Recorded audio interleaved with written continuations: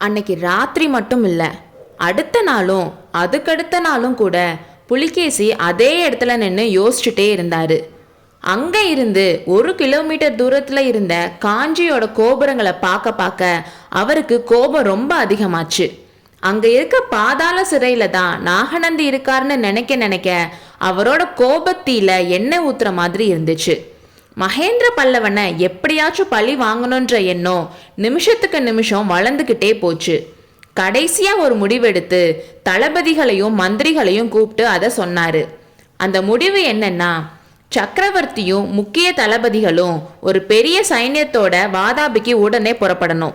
நல்ல உடல் பலம் இருக்க வீரர்கள் 50,000 பேரை தனித்தனி கூட்டமா பிரிச்சு காஞ்சியை சுத்தி இருக்க ஊர்களை சூறையாடி கொளுத்தி அழிக்க சொல்லணும்.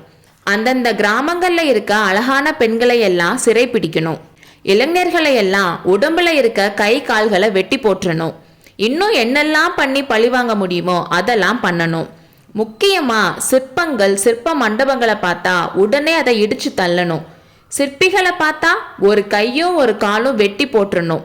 இப்படி கொடூரமான கட்டளையை போட்டுட்டு அதை நிறைவேற்ற சில பேரை நியமிச்சுட்டு சைன்யத்தோட புலிகேசி கிளம்பிட்டாரு. இந்த கட்டளையை நிறைவேற்றுறதுக்காக காஞ்சியை சுத்திட்டு இருந்த வாதாபி வீரர்கள் கூட்டத்துல ஒன்னதான் ஆயனரும் சிவகாமியும் காட்டு வழியில பார்த்தாங்க. அவங்கள பார்த்ததும் சிவகாமியோட உடம்பெல்லாம் நடுங்குச்சு.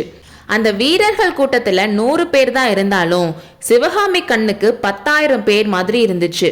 ஆனா ஆயனருக்கு அவங்கள பார்த்ததுல ஒரே சந்தோஷம்தான்.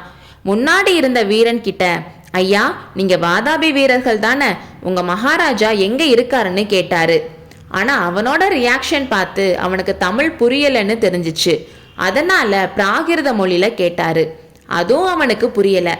அதனால அவன் பின்னால திரும்பி அவன் படைத்தலைவனை பார்த்தான். அதுக்குள்ள அந்த படைத்தலைவன் குதிரையில முன்னாடி வந்துட்டான். ஆயனரையும் சிவகாமியும் பார்த்து ஓன்னு சொல்லி அவனோட வியப்பை வெளிப்படுத்தினான். ஏன்னா புலிகேசி காஞ்சிக்கு வந்தப்போ அவர் கூட வந்தவங்கல்ல இவனும் ஒருத்தன்.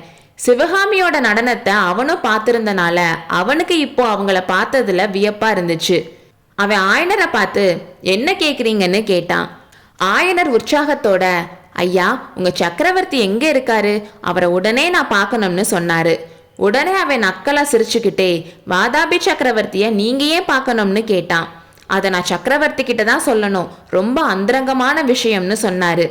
அதை கேட்டு அவன் சிரிக்கிறத பார்த்துட்டு, ஒருவேளை விஷயத்த சொல்லலைன்னா வாதாபி சக்கரவர்த்தி கிட்ட நம்மளை கூட்டிட்டு போக மாட்டாங்கன்னு நினைச்சு உங்ககிட்ட சொல்லக்கூடாதுன்னு இல்லை, அஜந்தா வர்ண ரகசியத்தை பத்தி உங்க சக்கரவர்த்திக்கு தெரியுமாமே, அதை பத்தி கேட்டு தெரிஞ்சுக்கலான்னு வந்தேன். தயவு செஞ்சு என்ன சக்கரவர்த்தி கிட்ட கூட்டிட்டு போறீங்களான்னு கேட்டாரு. இதை கேட்டதும் தளபதி சசாங்கன் பக்கத்துல இருந்தவங்களை பார்த்து, ஏன் நிக்கிறீங்க, இவங்க கண்களை கட்டுங்கன்னு சொன்னான். ஆயனர் திடுக்கிட்டு கண்ணையே கட்டணும்னு கேட்டாரு. அதுக்கு சசாங்கன், உனக்கு அவசியம் தெரியணுமா, அப்படின்னா சொல்றேன். இந்த பல்லவ நாட்டுல இருக்க அழகான பெண்களை எல்லாம் சிறை பிடிச்சிட்டு வர சொல்லி வாதாபி சக்கரவர்த்தி கட்டளை போட்டிருக்காரு. அது மட்டும் இல்லாம இந்த ராஜ்யத்துல இருக்க சிற்பிகளை எல்லாம் ஒரு கையையும் ஒரு காலையும் வெட்டி போட சொல்லியும் கட்டளை போட்டிருக்காரு. நீயோ மகா சிற்பி, அதனால உங்களோட 2 கைகளையும் 2 கால்களையும் வெட்ட போறேன். அதை இந்த பொண்ணு பார்க்க வேணான்றதுக்காக தான் கண்ணை கட்ட சொன்னேன்னு சொன்னான். இதை கேட்டதும் சிவகாமி கீச்சுன்னு கத்திட்டு மயங்கி விழுந்துட்டா. சிவகாமிக்கு திரும்பவும் உணர்ச்சி வந்தப்போ இன்னும் தலை சுத்திட்டு இருக்க மாதிரி இருந்துச்சு. அவளை யாரோ 2 பேர் பிடிச்சி நடத்தி கூட்டிட்டு போயிட்டு இருக்காங்கன்னு தெரிஞ்சிச்சு. அவளுக்கு கொஞ்சம் கொஞ்சமா தெளிவு வந்ததும் முன்னாடி நடந்த விஷயங்கள் எல்லாம் ஞாபகம் வந்துச்சு. அவ பக்கத்துல அவ அப்பா இல்லைன்னு தெரிஞ்சதும் அவ வாழ்நாள்லயே இதுவரைக்கும் அனுபவிக்காத கஷ்டத்தை உணர்ந்தா. இன்னும் கொஞ்ச தூரம் நடந்து போனதுக்கு அப்புறம் காட்டுக்குள்ள இருந்து ஒரு உருவம் வரத பார்த்தா. பார்த்த உடனே அது நாகநந்தி அடிகள் தான்னு தெரிஞ்சிச்சு. உடனே அவ ஆவேசம் வந்த மாதிரி அவளை பிடிச்சிருந்த வீரர்கள் கையை உதறி தள்ளிட்டு சிவகாமி ஓடி போய் நாகநந்தி காலில் விழுந்து, சுவாமி, தாங்கள் தான் கதி, காப்பாற்ற வேண்டும் என்று கதறினாள். அடுத்த அத்தியாயத்தில் சந்திப்போம்.